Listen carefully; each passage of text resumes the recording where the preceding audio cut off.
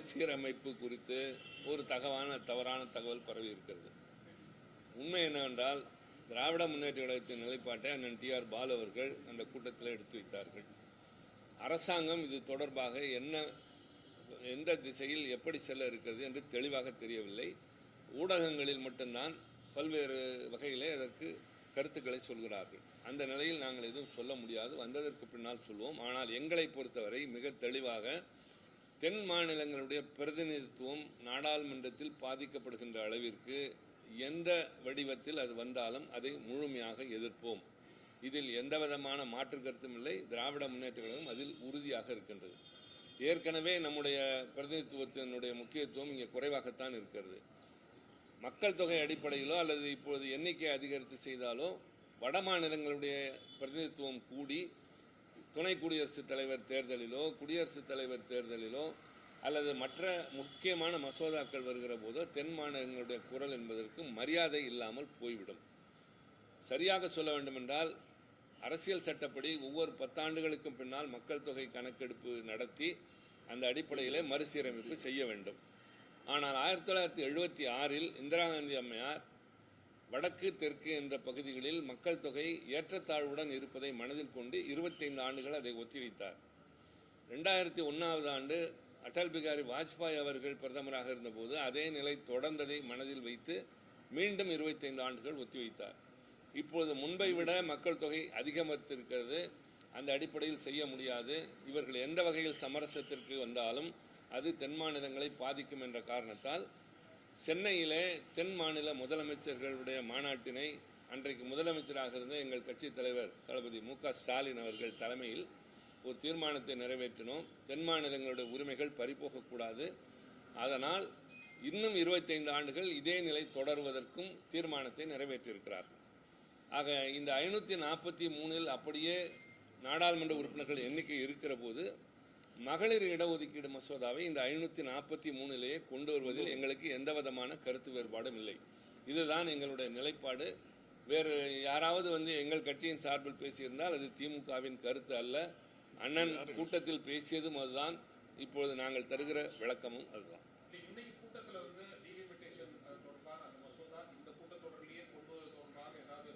இல்ல பேசல, அதை பத்தி ஒரு வார்த்தை கூட பேசல. சில மசோதாக்கள் எங்களுக்கு முன்னால் வைக்கப்பட்டன. அது ஏற்கனவே தெரிந்ததுதான். Now and then as it comes என்று சொன்னார்கள். அது எது என்று சொல்லவில்லை. பாஸ் பண்ணது பாக்குறாங்க. அனுமானத்தின் அடிப்படையில் இன்னைக்கு நடந்த கூட்டத்தில் எந்தவித குறிப்பும் கொடுக்கல. அந்த குறிப்புனா அது பில்ஸ் இதனுடைய மசோதாவினுடைய காப்பி கொடுப்பாங்க. அது கூட கொடுக்கல, ஒன்றும் கொடுக்கல.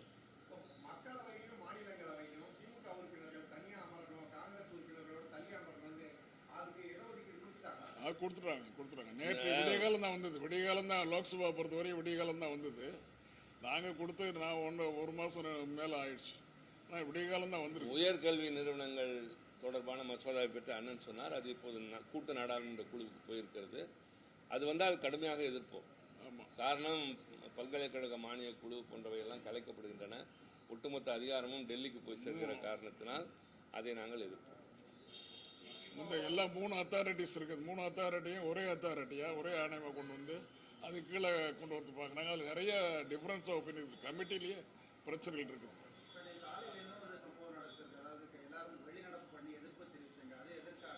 அது இது திரிணாமுல் காங்கிரஸினுடைய உறுப்பினர்கள் அது 2ஆ பிரிஞ்சிச்சு. 2ஆ 3ஆ பிரிஞ்சது. அது 28 உறுப்பினர்களில் 20 பேர் தனியாக பிரிந்து சென்றிருக்கிறார்கள்.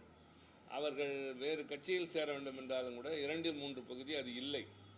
எனவே 20 பேர் செல்கிற போது அது செல்லாது. எனவே அதை அவர்களுடைய பதவி நீக்க செய்ய வேண்டும் என்று அந்த கட்சி சபாநாயகரிடம் மனு கொடுத்திருக்கிறது. ஆனால் அது குறித்து முடிவெடுக்காத போது அவர்களை ஒரு தனி குழுவாக அங்கீகரித்து இன்றைக்கு அரசாங்கத்தின் சார்பில் கூட்டத்திற்கு அழைச்சு தப்பு அப்படின்னு இது முற்றிலும் முறைகேடானது என்று அவர்கள் எதிர்ப்பு தெரிவித்தார்கள். நாங்களும் ஆதரவு தெரிவித்து அதற்காக வெளிநடப்பு. அதை பற்றி ஒன்றும் இல்லை. கட்சி மாறியது எண்ணிக்கையின் அடிப்படையில் அது வேறு பிரச்சனை. இதில் போதுமான அளவிற்கு எண்ணிக்கை இல்லாத போது அவர்களை தனி குழுவாக அங்கீகரிக்கிற இன்று காலை கூட அவர்களுக்கு வந்த தகவலில் 28 பேர் என்று தான் வந்திருக்கிறது. ஆக எப்படி அவர்களை அங்கீகரித்து அழைத்தார்கள் என்பது இந்த ஆட்சியிலே இவர்கள் என்ன வேண்டுமானால் செய்வார்கள் என்பதற்கு மற்றும் ஒரு உதாரணம். போதும் சாப்பிடு. இந்தியா கூட்டணி கூட கலந்துக்க மாட்டோம். காங்கிரஸ் இருக்கிற எந்த கூட்டணியிலும் கலந்துக்க மாட்டோம். முன்னாலே முடிவு எடுத்தாச்சு. S தர்ஷின்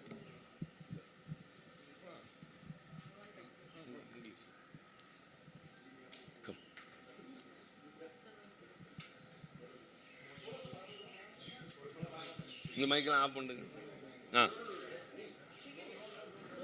Who is? Tell me.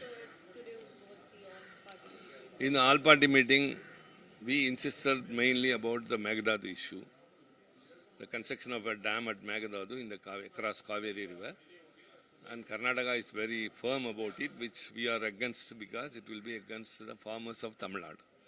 So we are insisting for constituting a tribunal, and our opposition party leader in the assembly, Mr. Udayanthi Stalin, has proposed, and the government also accepted that proposal, and they have passed a resolution that a tribunal must be constituted. One thing. Second thing, about the delimitation bill which everyone is talking about outside, it's all only on speculation. So far the government has not come out with a definite idea about how the bill will be or what the intention is. Till that we cannot be in a position to say anything. But whatever may be it, if it is against the southern states' interest and in any manner affect the representation of the southern states in the parliament, DMK will be against it. So we would like to reiterate our resolution passed in Tamil Nadu, Chennai, in the conference of South Indian chief ministers, headed by then our leader, Mr. M.K. Stalin, that it should be deferred to 25 more years. Now it should be frozen, as it was done in 1976 by Mrs. Gandhi, and 2001 by Mr. Vajpayee. So that would be our stand. And with regard to women's reservation bill, that could be done even in the existing 543 itself. And with regard to the higher education institution bill, we will be very strongly, though it is in the JPC, let us wait for the report. But since it is bringing all things together, centralizing against taking away the states' rights, we would oppose it. So there was a symbolic walkout from the opposition. That with regard to the Trinamool party's issue, there are 28 in Lok Sabha, 20 of them have gone out of the party, but only for 2/3 they need 21. So in that case, it is not actually acceptable. So TMC has given a petition to the speaker to disqualify them. That is pending with the speaker. Meanwhile, the government has called that group as a party to the meeting, which the TMC opposed and we all supported.